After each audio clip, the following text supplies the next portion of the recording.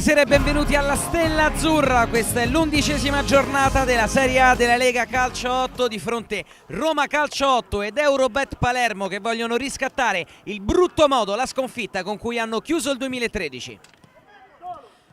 Roma in avanti, c'è il passaggio per Guadagno, gran parata di Santi. Eurobet Palermo con il contropiede, la palla a Cosimi sul settore sinistro. Cosimi controlla il tiro, palo pieno.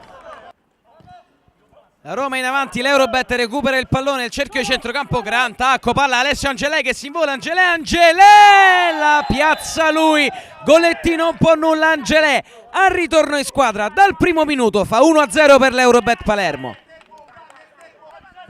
Lancio lungo dell'Eurobet a beneficio di D'Anversa, solita ottima protezione del pallone di D'Anversa che va col destro, Goletti forse la tocca. Calcio d'angolo per l'Eurobet, arriva D'Anversa, il gol dell'ex, timbra anche oggi, non vuole esultare, allontana i suoi compagni, segna sempre lui, segna sempre D'Anversa, il raddoppio dell'Eurobet Palermo.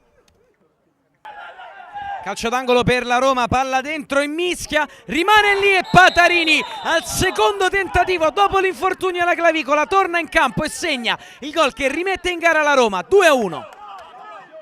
Eurobet in avanti, il rimpallo che favorisce Messina, va al tiro, Goletti respinge, poi arriva De Marco che vince il contrasto, altro tiro, sempre Goletti.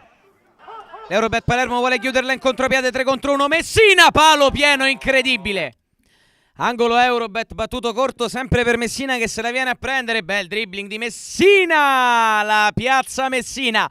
Sul triplice fischio dal direttore di gara il 3-1 dell'Eurobet Palermo che porta a casa 3 punti fondamentali in ottica playoff, quarta sconfitta consecutiva invece per la Roma Calcio 8. Abbiamo concluso poco, ovvero abbiamo concluso tanto ma realizzato poco. Abbiamo attaccato parecchio, concludendo abbastanza poco per le azioni che abbiamo avuto. Loro ne hanno avute di meno all'inizio ma sono stati più conclusivi. Bella partita contro una squadra dura, tosta, che è anche la mia ex squadra lo scorso anno. Si sono anche rafforzati e noi anche con qualche assenza abbiamo tenuto botta, abbiamo secondo me controllato la partita. Il risultato ci ha dato ragione e dobbiamo continuare su questa strada perché puntiamo a stare lì comunque fino alla fine del campionato. È stata una bella vittoria, soprattutto importante anche in vista della classifica, ci porta al terzo posto. E speriamo di continuare così questo nostro cammino.